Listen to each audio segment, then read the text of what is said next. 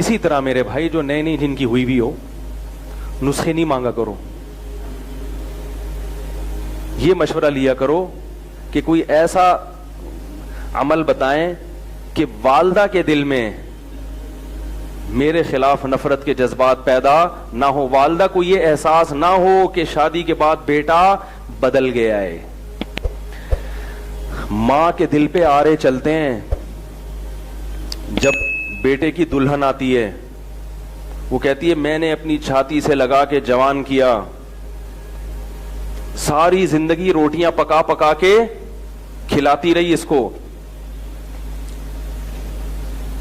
कैसा मंजर होता है आप देखो। घर में कोई मासी रखो ना, कोई मुलाजिम रखो, 3 दिन खाना पकाएगा, पैसे मांगने आ जाएगा। निगरानी करनी पड़ती है, तमीज से काम कर रहा है कि नहीं कर रहा। कैसी जब रोटियां पकाना शुरू की इसने, बचपन से खिलाते खिलाते बुढ़ी हो गई। 1 रुपया भी इस खिदमत का, बोलो भाई, नहीं मांगती वो।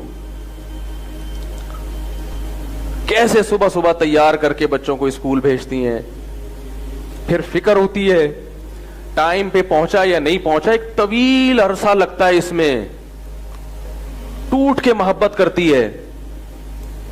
उसे पता है कि मेरी जिंदगी में ऐसी मोहब्बत ये किसी और को नहीं देगा, ऐसी जज्बाती। जब दुल्हन आती है तो मां को यह एहसास होता है कि मैं पुरानी हूं और ये क्या है, नहीं है।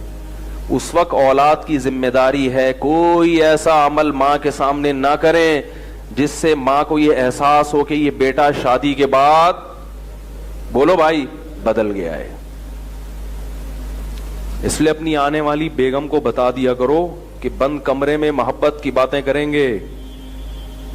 बंद कमरे में कहूंगा तुम्हारे लिए चांद, अब वो तो ये करेगा ही नहीं, वो तो इजी लोड शादी से पहले होता है, अब तो वैसे ही बदल जाता है बंदा।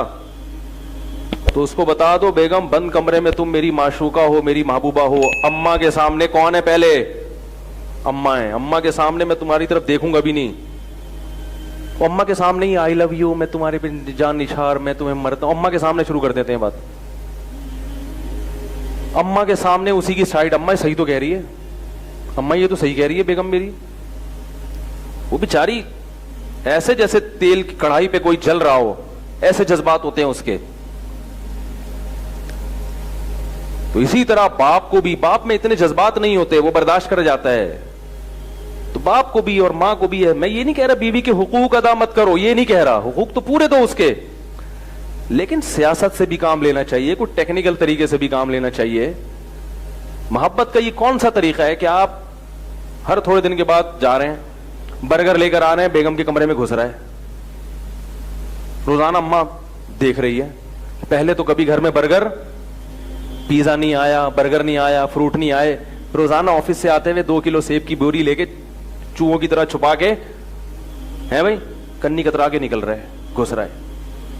थोड़ा दिल बड़ा कर लो, सेब ला रहे हो 2 किलो अम्मा के लिए, 1 किलो अबे बोल लो ना बेगम के लिए।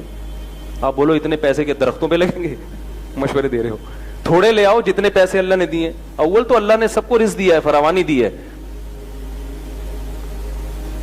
थोड़ा सा मां को ये एहसास दिला दो कि अम्मा मैं तुमको भूला नहीं हूं, मैं भूला नहीं हूं, ये एहसास दिला दो बाप को भी मां को भी। तो अल्लाह ने वालिदैन को ऐसा जिगर दिया है कि वो खुद आपसे कहेंगे कि बेटा थोड़ा बेगम को भी टाइम दे दिया करो। उनको ये एहसास दिलाओ कि हम बदले नहीं है, हमारे दिल में जितनी मोहब्बत आपकी पहले थी वो मोहब्बत अब बढ़ गई है, कम नहीं हुई है। ये एहसास दिलाना पड़ता है। आजकल एक साहब ने कहा मेरी शादी हुई, मैं फ्रूट लेके जाता हूं, मेरी अम्मा को तकलीफ होती है। अम्मा को तकलीफ हो रही, मैं अपनी बीवी को खिला रहा हूं। मैंने कहा अम्मा को इससे तकलीफ नहीं हो रही तो अपनी बीवी को खिला रहा है। अम्मा को तकलीफ हो रही है कि मुझे तो कभी नहीं खिलाया, बेगम आई है तो अब खरबूजे भी आ रहे हैं और तरबूज भी आ रहा है। समझ में नहीं आ रही बात। और मैंने कहा अलग ले जाके कमरे में बेगम के साथ खाओ ही नहीं, अम्मा के साथ बैठो, बेगम बोलो आ जाओ। बेगम कहेगी मैं तो आई हूं कुर्बानी दे के, तो बेगम से बोलो तुम्हारा टाइम 9 बजे के बाद शुरू हो जाए। सोऊंगा मैं अम्मा के साथ नहीं, सोऊंगा मैं, बोलो ना, तुम्हारे साथ। अम्मा अगर सोने भी नहीं दे रही, फिर अम्मा आपको थोड़ा सा समझाओ यार, अम्मा इतना नहीं, ठीक है ना? अगर अम्मा कह रही कि सो भी किसके साथ, फिर अम्मा से बोलो अम्मा आप भी तो रुखसत होके आई थी, अगर आप भी अपनी अम्मा के साथ ही सोती रहती, आगे माजूफ है। तो ये थोड़ा सा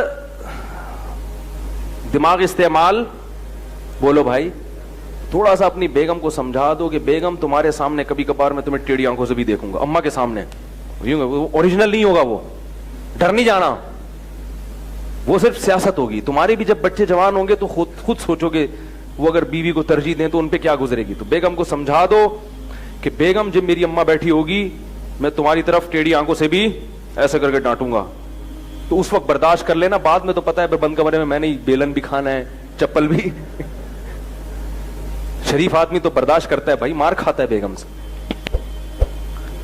तो थोड़ा सा सियासत से काम ले लो, वालिदैन को ये एहसास ना हो कि वो बड़ा और शुरू का मसला होता है, उसके बाद तो फिर कोई मसला नहीं है। वो जब एक दफा वालिदैन के दिल में ये बात बैठ गई कि भाई नहीं भूला है, फिर वो खुद कहते हैं, अगर शरीफ अच्छे इज्जतदार होंगे, वो मसला ही खराब हो रहा है तो फिर हम कहते हैं भाई अलग रहो। फिर मसला वालिदैन का भी तो होता है ना, वो जीने ही नहीं देते बाज दफा, वो कहते हैं नहीं ठीक है ना, टेढ़ी आंखों से जो देखा है तो थप्पड़ क्यों नहीं लगाया, डांटा क्यों, मैं तो कह रही थी जूता उठा के मार, तू खाली डांट पे। तो इतना ज्यादा अगर ऐसा होता नहीं है, लेकिन इतना अगर मामला खराब हो रहा है बहुत ही ज्यादा, फिर हम खुद कहते हैं भाई वालिदैन से बेगम को अलग रखो, क्योंकि बास सासों ने बहुओं को जहनी मरीजा बना दिया है। जैसे कि बहुएं बना देती हैं ना सास को, तो ऐसी सासें भी बना देती हैं। लेकिन अगर थोड़ा सा टेक्निकल तरीके से काम लिया जाए तो इंशाल्लाह इसकी नौबत नहीं आएगी।